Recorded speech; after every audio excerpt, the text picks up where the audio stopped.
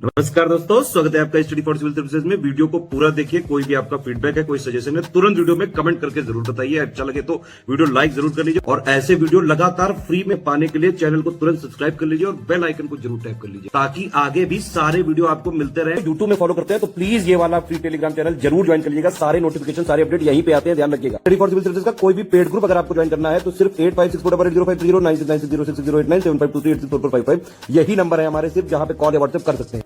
Instagram पे हमारा page जरूर फॉलो कर लीजिएगा, studyforcivil.services है। ट्विटर पे हमको जरूर फॉलो कर लीजिएगा, @studyforcivil।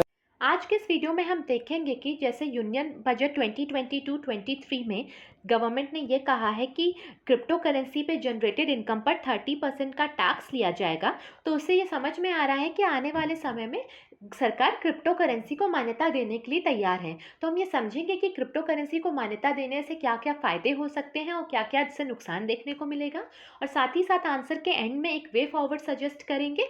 तो चलिए आगे बढ़ते हैं और क्वेश्चन के फॉर्म में इस पूरे टॉपिक को कवर करते हैं। हमारा क्वेश्चन कह रहा है, in budget 2022-23 the government announce taxation of 30% on income from digital virtual asset और crypto which indicates that the government is ready to recognise crypto currency. Discuss pros and cons of government giving a nod to crypto currency. 2022-23 के budget में सरकार ने digital आभासी संपत्ति या crypto से आय पर 30% के कराधान की घोषणा की है, जो कि दर्शाता है कि सरकार क्रिप्टो मुद्रा को मान्यता देने के लिए तैयार है। क्रिप्टो करेंसी को मंजूरी देने से सरकार के फायदे और नुकसान पर चर्चा करें। हम आंसर की शुरुआत करेंगे क्रिप्टो करेंसी को डिफाइन करते हुए। हम बताएंगे क्रिप्टो करेंसी एक विकेंद्रीकृत, एनक्रिप्टेड और ब्लॉकचेन आधारित डिजिटल मुद्रा है जो पहली बार 2008 में बिटकॉइन के रूप में सामने आई थी। ये माना जाता है कि 2008 में सातोशी नाकामोटो नाम के एक जापानीज ने इसे बनाया था, बिटकॉइन के रूप में क्रिप्टो करेंसी को सामने लाया था। अभी भी ये प्रूव नहीं हो पाया है कि किसने बिटकॉइन बनाया था, पर ऐसा माना जाता है कि इसको बनाने वाले सातोशी नाकामोटो थे। अब तो बहुत सारी क्रिप्टो करेंसीज आ चुकी हैं, जैसे कि एथेरियम हो गई, रिपल हो गई, लिटकॉइन, कार्डानो आदि, लेकिन इसकी शुरुआत हुई थी बिटकॉइन से। और ये एक डिसेंट्रलाइज्ड करेंसी है, इस पे किसी भी कंट्री के किसी भी गवर्नमेंट का कोई नियंत्रण नहीं है और ये ब्लॉकचेन पे बेस्ड है और ये एनक्रिप्टेड होती है। जैसे हमारी व्हाट्सएप चैट एनक्रिप्टेड होती है, उसी तरीके से क्रिप्टो करेंसी भी एनक्रिप्टेड होती है। ब्लॉकचेन में जो इसकी लेजर रहती है उस पर सारे ट्रांजैक्शन तो रिकॉर्डेड रहते हैं, लेकिन इस ट्रांजैक्शन को कर कौन रहा है उसकी कोई रियल आइडेंटिटी नहीं होती, बस उसका एक यूज़र नेम होता है। तो एक तरीके से ये एनोनिमस ट्रांजैक्शन होता है। इसके कुछ फ़ायदे भी हो सकते हैं और कुछ नुकसान भी देखने को मिल सकते हैं। तो आज चलिए आगे बढ़ते हैं और समझते हैं कि सबसे पहले हम देखेंगे कि क्रिप्टो करेंसी का भारत में क्या स्टेटस है, अभी क्या लॉ है क्रिप्टो करेंसी को लेके भारत में। तो 2018 में आरबीआई ने एक सर्कुलर जारी किया था और इस सर्कुलर से उसने बैंकों को क्रिप्टो करेंसी में डील करने से रोक दिया था। एक सर्कुलर जारी करके बैंकों को क्रिप्टो मुद्राओं में लेन देन करने से आरबीआई ने रोक दिया था। पर इस जो ये आरबीआई लॉ लेकर के आया था, इसको सुप्रीम कोर्ट ने मई 2020 में खारिज कर दिया। फिर सरकार ने एक संप्रभु डिजिटल मुद्रा बनाने और सभी निजी क्रिप्टो करेंसी पर प्रतिबंध लगाने के लिए क्रिप्टो करेंसी विनियमन आधिकारिक डिजिटल मुद्रा विधेयक 2021 की शुरुआत की घोषणा की थी। और जो अभी बजट 2022-23 आया है उसमें सरकार ने अनाउंस किया है 30% टैक्स दिया जाएगा उस सारी इनकम पर जो क्रिप्टो करेंसी को डील करने से जनरेट होगी। इससे ये समझ में आ रहा है कि सरकार अब तैयार है क्रिप्टो करेंसी को मान्यता देने के लिए। अब क्या क्या फ़ायदे होंगे हम देखते हैं, इसे डिस्कस करें हम। उससे पहले आपको मैं बताना चाहूँगी कि स्टडी फॉर सिविल सर्विसेज के पेड ग्रुप्स स्टार्ट हो चुके हैं यूपीपीएससी प्रीलिम्स और मेंस 2022 के लिए।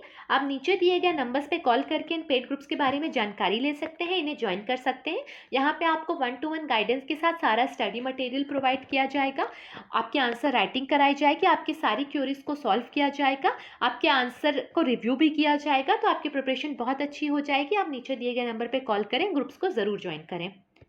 फिर हम देखते हैं कि क्या क्या फ़ायदे देखने को मिलेंगे क्रिप्टो करेंसी को मान्यता देने से।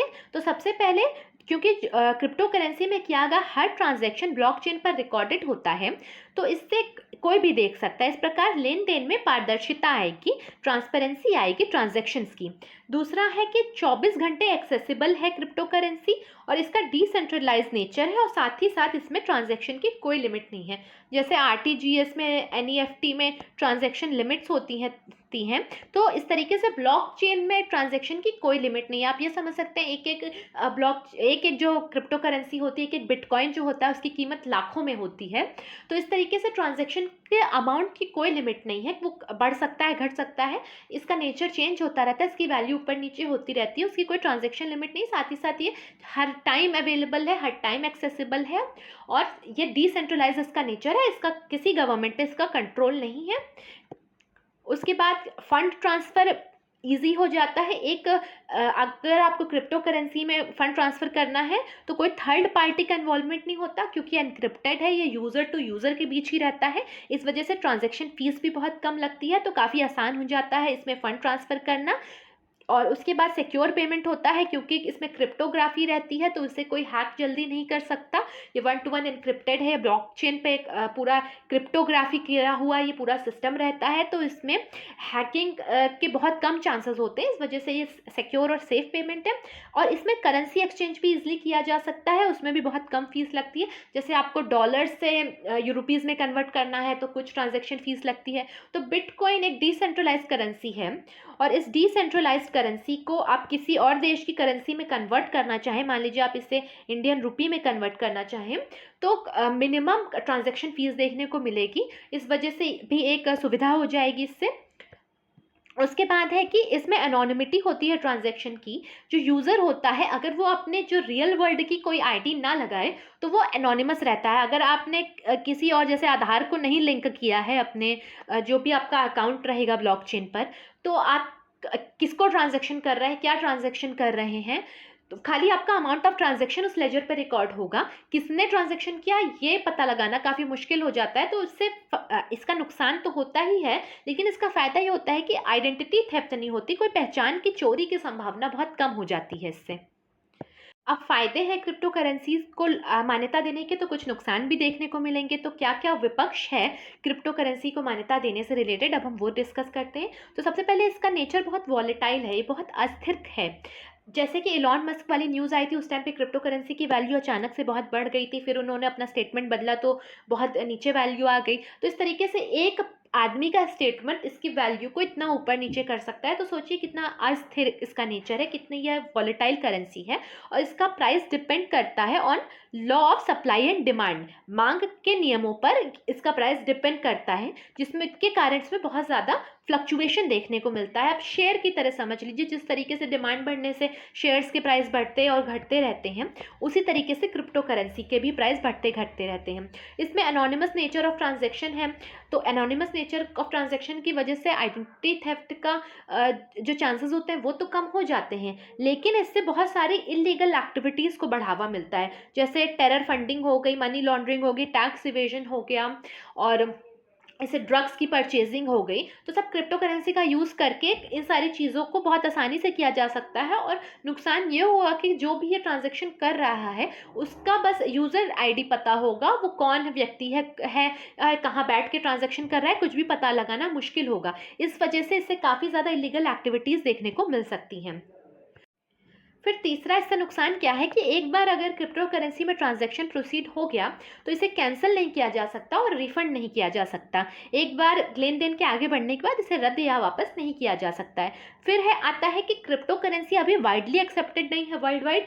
धीरे धीरे करके कंट्रीज़ क्रिप्टो करेंसी को लॉन्च कर रही हैं, लेकिन अभी तक सारी कंट्रियों ने इसे लॉन्च नहीं किया है, तो ये अभी तक व्यापक रूप से स्वीकार नहीं की गई हैं। तो इसका बहुत ही सीमित मूल्य है। जैसे US डॉलर हर कहीं एक्सेप्टेड है, इस तरीके से क्रिप्टो करेंसीज़ को भी हर कंट्री ने मान्यता नहीं दी है, तो एक बहुत लिमिटेड वैल्यू है इसकी। हालांकि ये बहुत सिक्योर हैं, लेकिन फिर भी इनमें हैकिंग की थोड़ी बहुत गुंजाइश है। और दूसरा है कि अगर यूज़र जो होता है वो अपना लॉगिन की भूल जाए, अपना जो पासवर्ड है वो भूल जाए, तो फिर वो अपने अकाउंट को एक्सेस नहीं कर पाएगा। उसके पास कोई और साधन नहीं है, क्योंकि उसमें आपका कोई रियल वर्ल्ड का आइडेंटिटी कार्ड नहीं लगा हुआ है, तो आप अपना अकाउंट रिट्राइव नहीं कर सकते, उसे वापस नहीं ले सकते हो। तो आपको काफ़ी फाइनेंशियल लॉस देखने को मिल सकता है। डेटा लॉस होने से काफ़ी बड़े लेवल का फाइनेंशियल लॉस देखने को मिल सकता है। हालांकि ये ट्रांजेक्शन सुरक्षित है, लेकिन फिर भी ये हैकिंग के लिए हो सकता है कि इसमें हैकिंग किसी तरीके से कर ली जाए, क्योंकि हैकर्स भी कम नहीं होते, वो भी बहुत तेज़ होते हैं, तो वो भी हैकिंग कर सकते हैं। तो पूरी तरीके से सिक्योर नहीं है, सिक्योर है लेकिन 100% सिक्योर भी नहीं होता है ये ट्रांजेक्शन। अब हम अपने आंसर को ख़त्म करेंगे एक बैलेंस्ड कंक्लूजन देने के साथ। हम बताएंगे कि हर चीज़ की तरह क्रिप्टो करेंसी के भी कुछ एडवांटेजेस और डिसएडवांटेजेस हैं, और इसका विनियमन यानी कि रेगुलेशन ही एकमात्र समाधान है। आज के समय में जब भारत डिजिटल रिवॉल्यूशन यानी डिजिटल क्रांति की राह पर है, उस टाइम पे सही नीति निर्धारण यानी राइट पॉलिसी मेकिंग और क्रिप्टो करेंसी को कुशलतापूर्वक विनियमित करने के लिए अपनी डिजिटल विशेषज्ञता को चैनलाइज करना ही एकमात्र तरीका है।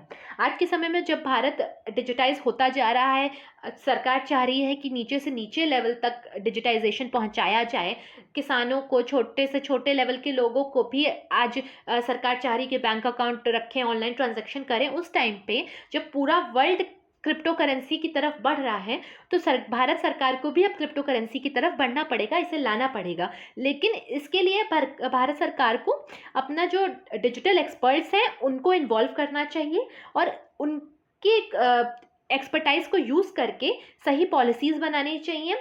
किस तरीके से क्रिप्टो करेंसी को चैनलाइज किया जा सकता है, उस तरीके की पॉलिसीज़ बनानी चाहिए, और इसी तरीके से इंडिया वर्ल्ड में अपनी पोजीशन बना करके रख सकता है अमंग टॉप ग्रोइंग इकोनॉमीज़। तो इसी के साथ हमने अपना ये टॉपिक कंप्लीट किया। आगे आने वाले वीडियोस में भी हम जीएस के सारे पेपर के टॉपिक्स 1 बाय 1 डिस्कस करते रहेंगे। तो बने रहिएगा चैनल के साथ। मिलते हैं नेक्स्ट वीडियो में। Thank you for watching.